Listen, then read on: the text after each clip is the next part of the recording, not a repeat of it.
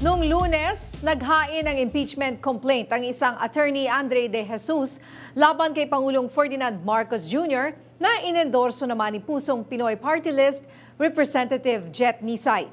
Laman ng reklamo ang betrayal of public trust na may kaugnayan sa pagpayag ng Pangulo na madala sa The Hague si dating Pangulong Rodrigo Duterte.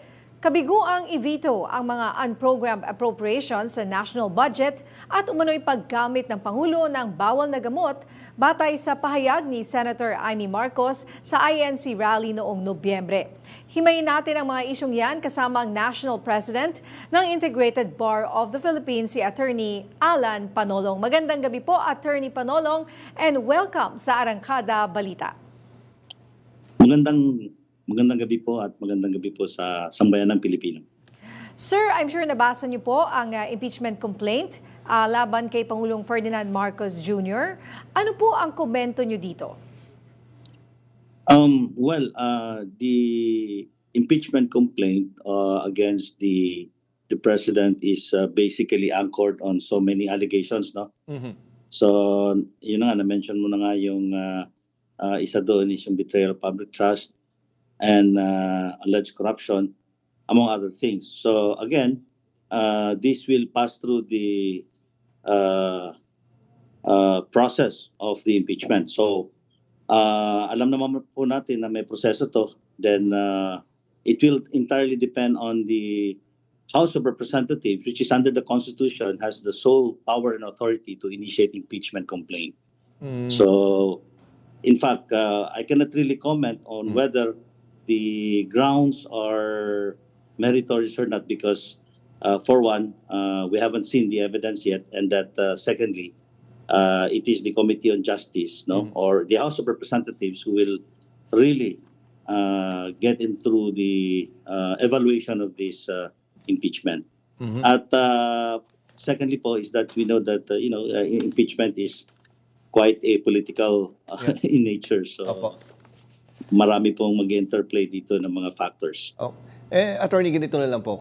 Kunyari, yung betrayal of public trust, ano ho ba ang ibig sabihin nito? Ano yung mga pumapasok sa condition na ito? Katulad nga nito, ginamit talaga yung pagsuko kay dating Pangulong Rodrigo Duterte sa ICC, sa The Hague. I don't know if you can comment, pero minalabag ba doon sa proseso pagdating sa betrayal of public trust? The alleged betrayal of public trust cites the case wherein yung si former president was surrendered to the ICC, no?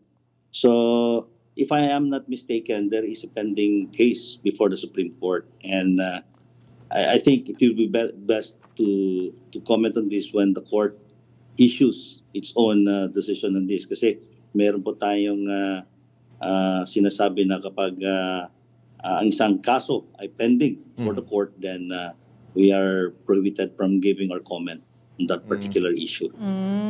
Pero kung ikumpara po natin sa betrayal of public trust na isinampa naman laban kay VP Sara na pagbatayan niya ang bantaan ang buhay ng ating Pangulong Marcos, ano po ang pinagkaiba nitong dalawa? Unang-una po yung alleged betrayal of public trust nung sinampa nila, no, kay VP Sara. It was, the alleged act was actually publicly done, no? So nakita po ng buong Pilipinas yun, at ng buong mundo.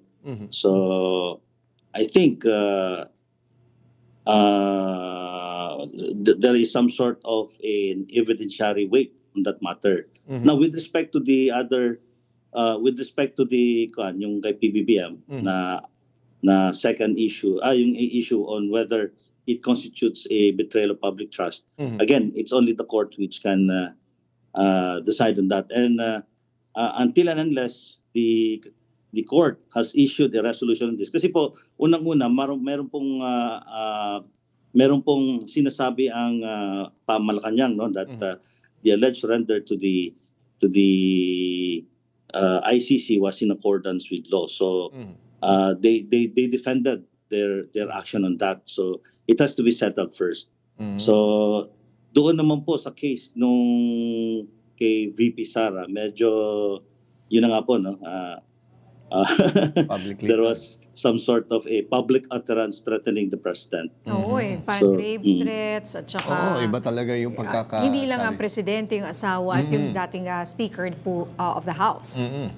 So talagang talagang maraming nakapanood. Harap-harapan, Oo, maraming nakapanood at nakita po nila yung mga pronouncements na ginawa ng Vice Presidente. Pero ito lang, attorney, siguro yung isa pang doon yung paggamit daw po ng illegal na droga ng ating Pangulo na pinagbasihan naman daw ay yung naging pahayag ng kanyang kapatid na ni si Senator Amy Marcos. Tatayo ba to? Paano po ba yan? Napakahirap magbigay ng komento, no, because this is part of the impeachment Opo. complaint against the president. Mhm. But I would say that insofar as drug dependency is concerned, the best evidence is proof of use of the drugs, alleged drugs, or probably a drug test, no, result. Yun ang malakas na ebidensya, because one can easily say that si ganito ay gumagamit, pero in the absence of that drug test result which would confirm na yung isang tao ay gumagamit po ng isang pinagbabawal na gamot, mahirap po yun paniwalaan. Opo, all right. Maraming salamat po sa inyo, Attorney Panolong, ang presidente po ng Integrated Bar of the Philippines. Maraming salamat po.